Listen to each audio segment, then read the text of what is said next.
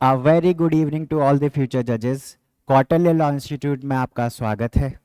I hope आप लोग अच्छे से होगे, स्वस्थ होगे। आज का जो हमारा टॉपिक है वो है थेफ्ट अंडर दी भारतीय न्याय संहिता। जैसा कि आपको पता है कि आपका नए पर्टिकुलर क्रिमिनल लॉज जो हैं वो इन्फोर्स हो गए हैं 1 जुलाई से। तो आज जो हम डिस्कस करेंगे वो हम डिस्कस करेंगे थेफ्ट अंडर दी भारतीय न्याय संहिता। जब हम थेफ्ट की बात करते हैं तो थेफ्ट जो है from the pre means interview point of view बहुत ज़्यादा इंपॉर्टेंट हो जाता है। तो आइए आज की रिगार्डिंग हम थेफ्ट को समझते हैं।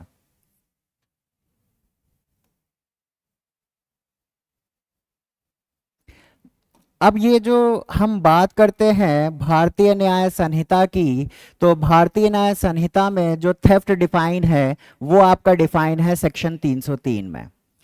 जो पुराना लॉ था उसमें जो डिफाइन था वो डिफाइन था आपका सेक्शन 378 में, और जो पनिशमेंट दी गई थी थेफ्ट की वो प्रोवाइड करी गई थी सेक्शन 379 में। लेकिन थेफ्ट अंडर दी भारतीय न्याय संहिता कहां पर दिया गया है? वो दिया गया है अंडर सेक्शन 303, और सेक्शन 303 में ही आपका पनिशमेंट भी दे दिया गया है विद रिस्पेक्ट टू थेफ्ट। तो हम एक तरह से कंपैरेटिव एनालिसिस भी देख करेंगे कि आपका क्या क्या चेंजेस आया है थेफ्ट के रिगार्डिंग। अब ये पर्टिकुलर सेक्शन क्या बोलता है? सेक्शन 303 वो बताता है the act of dishonestly taking movable property out of the possession of another person without their consent। अब यहां पर जो है ये जो पर्टिकुलर डेफिनेशन है सेक्शन 303 ऑफ द बीएनएस में, वहां पर हमें बहुत सारे इंपॉर्टेंट वर्ड्स मिले जिससे ही हमें क्या मिल गए? हमें एसेंशियल्स मिल गए कि हमारे थेफ्ट के क्या क्या एसेंशियल्स हैं।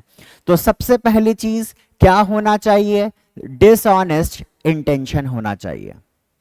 The perpetrator must have a dishonest intention to take the property।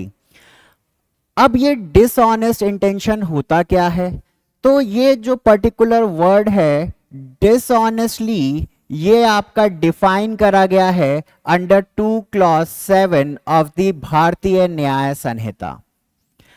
Dishonestly क्या होता है? डिसऑनेस्टली होता है जहां पर आप किसी पर्सन को रॉन्गफुल गेन करवा रहे हो या फिर आप किसी पर्सन को रॉन्गफुल लॉस करवा रहे हो, तो वो डिसऑनेस्टली कहलाता है। अब ये रॉन्गफुल गेन रॉन्गफुल लॉस जो डिफाइन है वो कहां पर डिफाइन है? वो डिफाइन है आपका 2 क्लॉज 36 में और 2 क्लॉज 37 में। रॉन्गफुल गेन 2 क्लॉज 36 में है और रॉन्गफुल लॉस जो है वो आपका 2 क्लॉज 37 में है। अब ये रॉन्गफुल गेन रॉन्गफुल लॉस क्या होता है?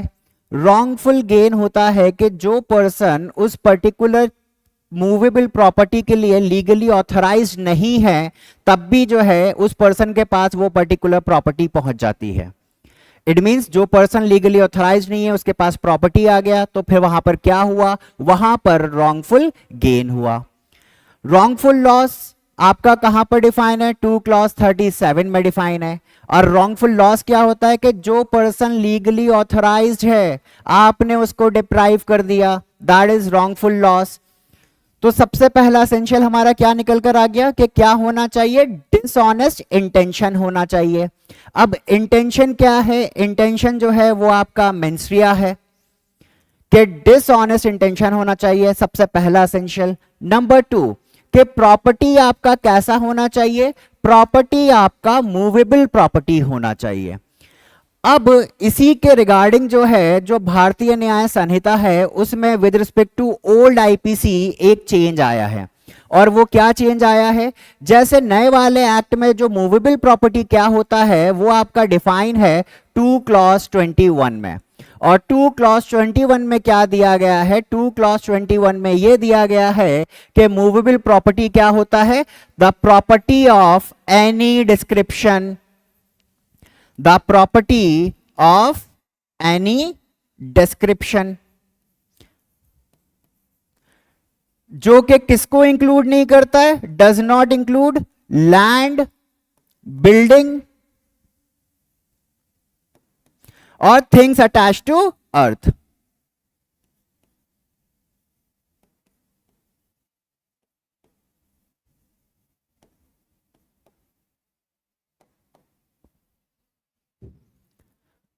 और ये जो पर्टिकुलर वर्ड है मूवेबल प्रॉपर्टी, वो जो पुराना जो आईपीसी है 1860 का, उसमें जो डिफाइन था, वहां पर क्या डेफिनेशन दिया गया था मूवेबल प्रॉपर्टी का, सेक्शन 22 में वहां पर डेफिनेशन दिया गया था with respect to a corporeal thing.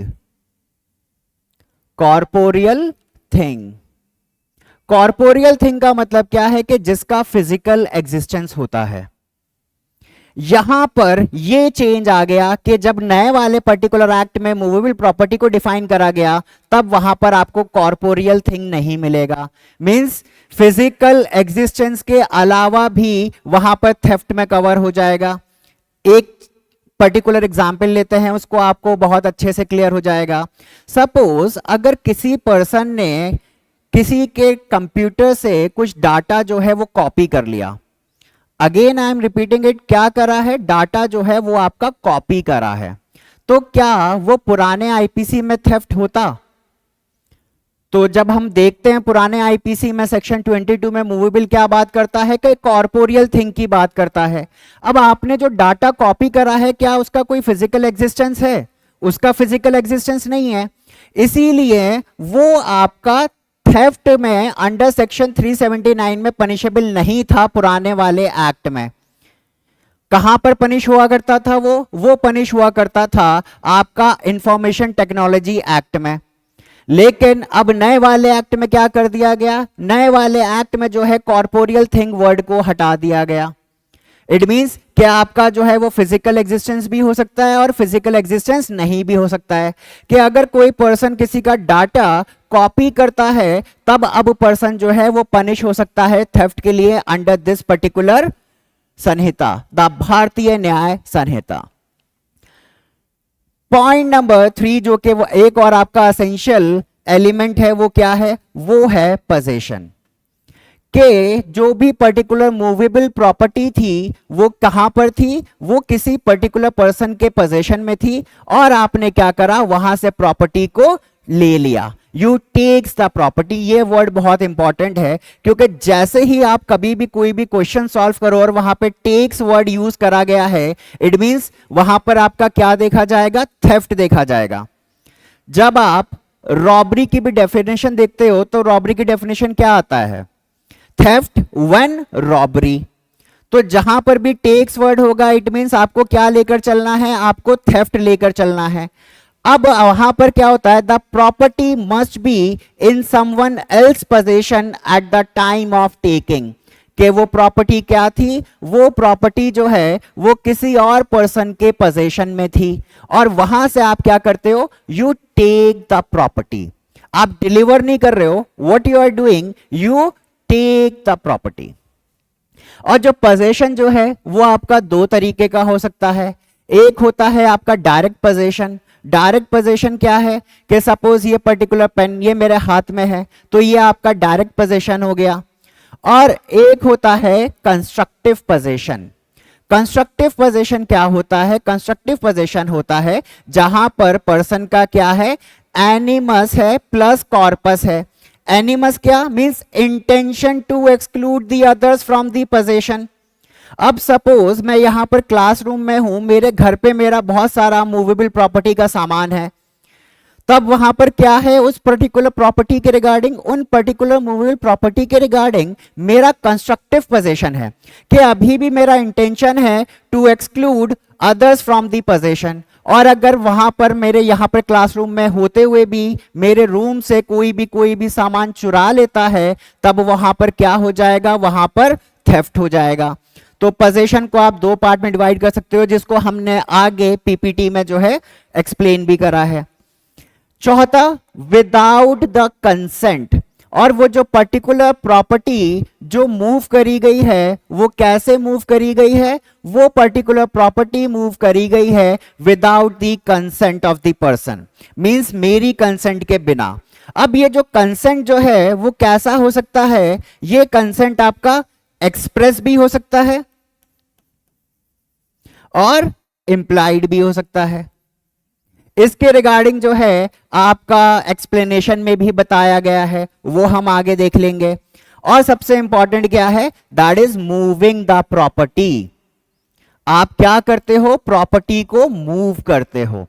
तो ये सारे के सारे एसेंशियल्स हमको मिल गए सेक्शन 303 ऑफ द भारतीय न्याय संहिता से। आगे चलते हैं। डिसऑनेस्ट इंटेंशन क्या है, वो मैंने आपको बहुत अच्छे से मैंने डिस्कस कर लिया कि डिसऑनेस्ट इंटेंशन आपको समझना है तो आपको पहले ये पर्टिकुलर वर्ड को समझना पड़ेगा, डिसऑनेस्ट को। और डिसऑनेस्टली जो है वो कहां पर डिफाइन है, 2 क्लॉज 7 ऑफ द भारतीय न्याय संहिता में डिफाइन है। This mental element or mens rea is crucial in distinguishing theft from other forms of property handling. Dishonest intention implies that the perpetrator knows that they have no right to take the property. Means वहां पर जो perpetrator है उसको पता होता है कि उसके पास किसी तरह का कोई भी राइट नहीं है उस प्रॉपर्टी के regarding, and their action will cause wrongful loss to the owner or the possessor. अब वहां पर आपका क्या आ जाता है, that there is intention to cause loss. आपका intention to cause loss होना चाहिए कि there must be an intention to cause wrongful loss to the owner or the possessor. आप क्या कर रहे हो, wrongful loss cause कर रहे हो। किसको cause कर रहे हो, आप कर रहे हो ओनर को या फिर पजेसर को। अब ये जो डिसऑनेस्ट इंटेंशन है, ये पर्टिकुलर कॉन्सेप्ट क्या है, ये पर्टिकुलर कॉन्सेप्ट आपका सब्जेक्टिव कॉन्सेप्ट है। आपको सिचुएशन टू सिचुएशन देखना पड़ेगा, तब आपको पता चलेगा कि हाँ वाकई में वहां पर उस पर्टिकुलर प्रॉब्लम में डिसऑनेस्ट इंटेंशन था या नहीं था। और यही जो है वो क्या करता है, वो आपका डिस्टिंग्विश करता है एक्सीडेंटल टेकिंग को और मिस्टेकन पोजीशन को। मूवेबल प्रॉपर्टी, ये भी मैंने आपको बता दिया कि मूवेबल प्रॉपर्टी जो है वो कहां पर डिफाइन है भारतीय न्याय संहिता में, वो आपका डिफाइन है 2 क्लॉज 21 में कि आपका प्रॉपर्टी कैसा होना चाहिए, थेफ्ट किस चीज के रिगार्डिंग हो सकता है, वो मूवेबल प्रॉपर्टी के रिगार्डिंग हो सकता है। आपका डेफिनेशन देख लेते हैं। Movable property is any item that can be moved और ट्रांसफर्ड। ऐसा कोई भी आइटम जो कि आपका क्या हो सकता है, मूव हो सकता है, ट्रांसफर हो सकता है। Example, personal belongings, electronics, vehicles, live stock and any other portable goods. तो ये सारे के सारे एग्जाम्पल हैं। और थेफ्ट में क्या नहीं आता है, एक्सक्लूड किस चीज को करा जाता है, इमूवेबल प्रॉपर्टी, जैसे कि land, building, fixtures attach to the earth. आगे चलते हैं, आगे समझते हैं position.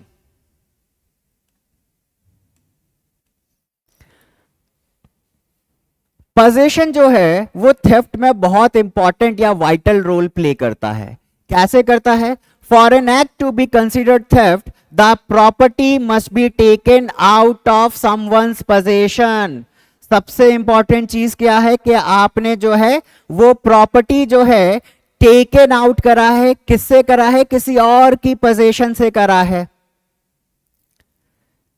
Position in legal terms does not necessarily means physical holding of the property, जो कि मैंने आपको बताया था कि पोजीशन दो तरीके का हो सकता है, कंस्ट्रक्टिव पोजीशन भी हो सकता है और डायरेक्ट पोजीशन भी हो सकता है। It can also refer to a constructive possession. This distinction is important in cases where the property might be a person's custody or care. तो हमें क्या मिल गया, हमें possession के रिगार्डिंग पता चल गया कि possession कैसा हो सकता है, दो तरीके का हो सकता है, एक physical possession, दूसरा constructive possession। फिजिकल पोजीशन क्या होता है? जहां पर क्या होता है? डायरेक्ट कंट्रोल होता है अपॉन दी प्रॉपर्टी। जो चीज अभी मेरे पास है, सपोज ये पर्टिकुलर पेन, ये पर्टिकुलर वॉच, ये पर्टिकुलर सन आपका ग्लासेस, तो ये क्या है? ये आपका फिजिकल पोजीशन में है। कंस्ट्रक्टिव पोजीशन में क्या होता है? Control over property without holding. Means आपका कंट्रोल होता है उन प्रॉपर्टी के ऊपर के आप जो है, दो चीजें आपने जूरिस्प्रूडेंस में पढ़ी होंगी विद रिस्पेक्ट टू पोजीशन के, आपका क्या क्या इंपॉर्टेंट होता है। एक इंपॉर्टेंट होता है एनिमस। एनिमस क्या होता है? इंटेंशन। और दूसरा क्या होता है? दूसरा होता है आपका कॉर्पस। कॉर्पस क्या होता है? कॉर्पस होता है पोजीशन। मींस आपकी इंटेंशन है दूसरे लोगों को एक्सक्लूड करने की फ्रॉम दी पोजीशन, जो कि मैंने आपके इनिशियली जो है पर्टिकुलर अर्लियर पीपीटी में मैंने डिस्कस करा था। आगे चलते हैं, आगे देखते हैं कंसेंट।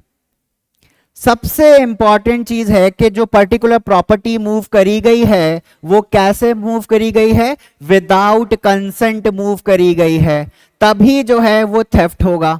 अगर किसी तरह का कोई भी एक्सप्रेस कंसेंट है या फिर इंप्लाइड कंसेंट है और आप वहां पर प्रॉपर्टी को मूव करते हो तो फिर वो थेफ्ट नहीं होगा। एक्सप्रेस कंसेंट के रिगार्डिंग आपका एक एग्जांपल समझ लेते हैं। सपोज किसी पर्टिकुलर पर्सन ने मुझसे पूछा क्या मैं आपसे ये पर्टिकुलर पेन ले सकता हूं? मैंने बोला हाँ जी आप पेन ले सकते हो। तो यहां पर मैंने क्या करा? मैंने यहां पर अपनी एक्सप्रेस कंसेंट दे दी कि हाँ जी आप पेन ले लो। अब वो क्या करता है? उस पर्टिकुलर पेन को मेरे से लेकर चला जाता है, takes the property out of the possession. लेकिन क्या है? एक्सप्रेस कंसेंट है द पोजेसर की या फिर ओनर की, तो वो क्या है? वो आपका थेफ्ट नहीं है। दूसरा क्या है? दूसरा जो आपका जो कंसेंट होता है वो होता है इंप्लाइड। तो पहला हो गया एक्सप्रेस, दूसरा कंसेंट कौन सा है? दूसरा कंसेंट हो गया आपका इंप्लाइड कंसेंट। अब सपोज कोई पर्सन जो है वो मेरी लाइब्रेरी में आता है और वो बोलता है कि यार मुझे ये पर्टिकुलर बुक चाहिए, मैं उसको अलाउ कर देता हूं। अगली बार वो दोबारा आता है, मैं वहां पर उस पर्टिकुलर लाइब्रेरी में नहीं हूं, लेकिन वो जो है मेरी बुक लेकर चला जाता है।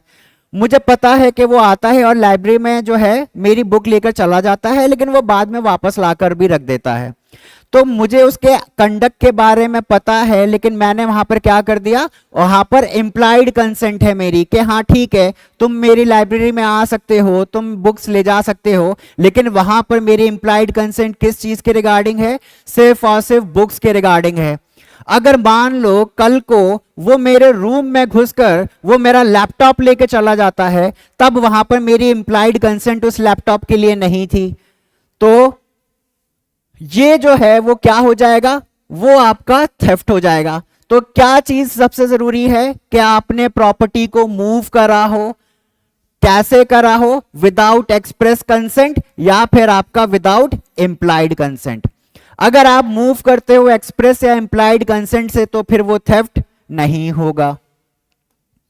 Next, the act of moving the property.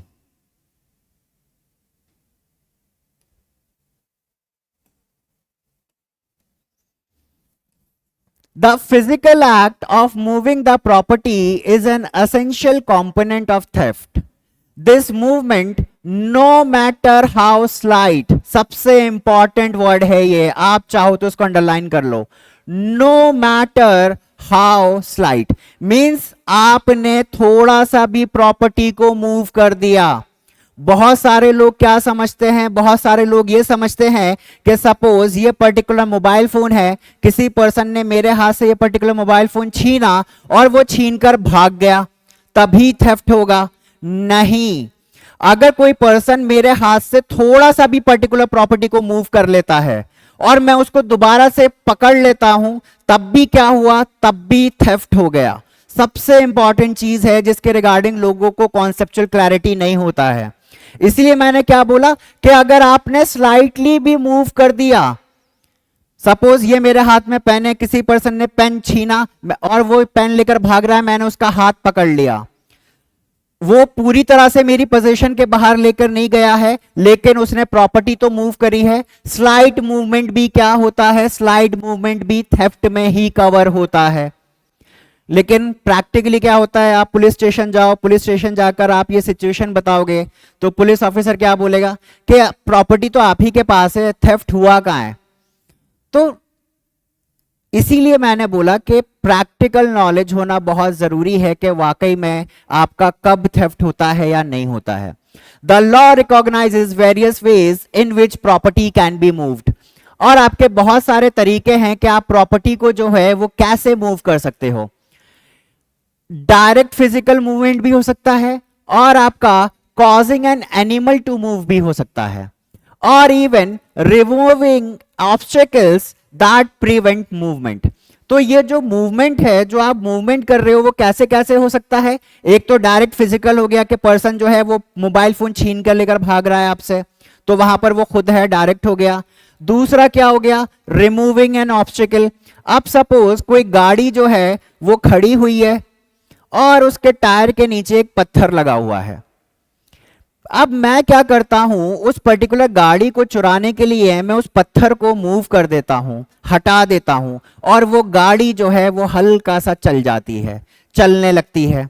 तो अब वहां पर क्या हो गया, स्लाइटेस्ट मूवमेंट, आपने ऑब्स्टेकल को रिमूव करा, वो भी किस में कवर हो जाएगा, मूविंग में ही कवर हो जाएगा। Causing an animal to move. अब इसको समझिए, इसका एग्जाम्पल क्या है कि सपोज मैं क्या करता हूं, मैं एक पर्टिकुलर बैट लेता हूं, या फिर इसको और सिंपल वर्ड में समझना है, मैं एक पर्टिकुलर हड्डी लेता हूं और उस हड्डी को मैं किसी डॉग को दिखाता हूं, और वो डॉग क्या करता है, वो मुझे फॉलो करना स्टार्ट कर देता है। जैसे ही वो डॉग मुझे फॉलो करना स्टार्ट करता है, मैंने कौन सा ऑफेंस कमिट कर दिया, मैंने थेफ्ट कमिट कर दिया। तो यहां पर किसी तरह का डायरेक्ट फिजिकल मूवमेंट तो है नहीं, लेकिन तब भी थेफ्ट हुआ या नहीं हुआ, तब भी आपका यहां पर थेफ्ट हुआ। इसीलिए आपका क्या क्या थेफ्ट में कवर हो जाता है, डायरेक्ट मूवमेंट, उसके रिगार्डिंग मैंने आपको एग्जांपल दे दिया, ऑब्स्टेकल रिमूवल, और आपका सेपरेशन।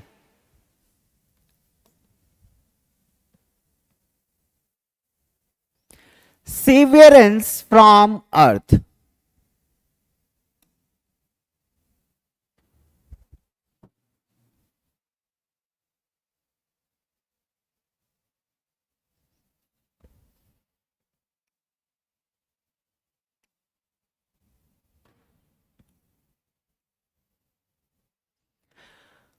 अब मैंने क्या बोला कि जो थेफ्ट जो होता है वो किस चीज के रिगार्डिंग होता है, थेफ्ट होता है आपका मूवेबल प्रॉपर्टी के रिगार्डिंग।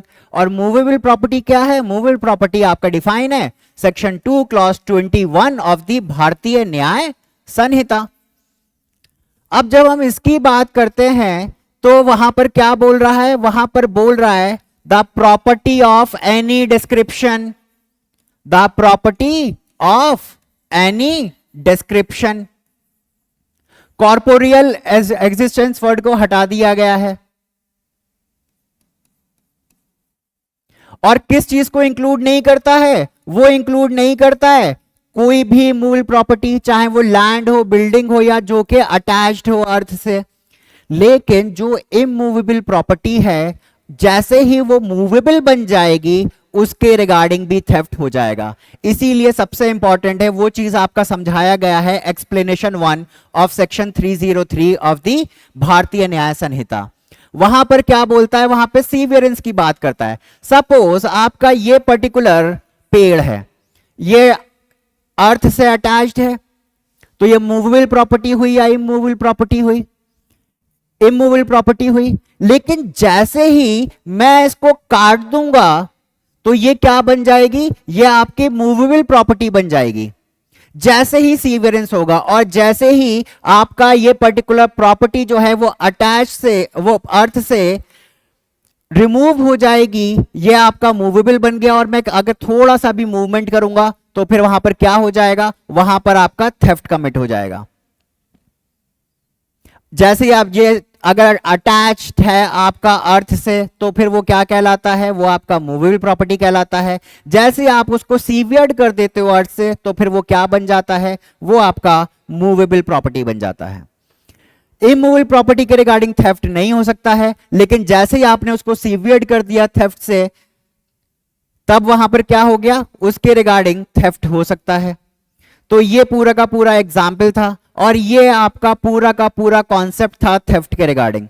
तो हमने देखा कि जो पुराना जो आईपीसी था उसमें मूवेबल के रिगार्डिंग चेंज आया है, और दूसरा जो चेंज आया है वो आपका सेक्शन नंबर का चेंज आया है। तीसरा जो चेंज आया है वो आया है with respect to the punishment, कि आपका डिफाइन पहले पुराने आईपीसी में कहां पर था, पुराने आईपीसी में डिफाइन था सेक्शन 378 में, और पनिशमेंट कहां पर था, 379 में था।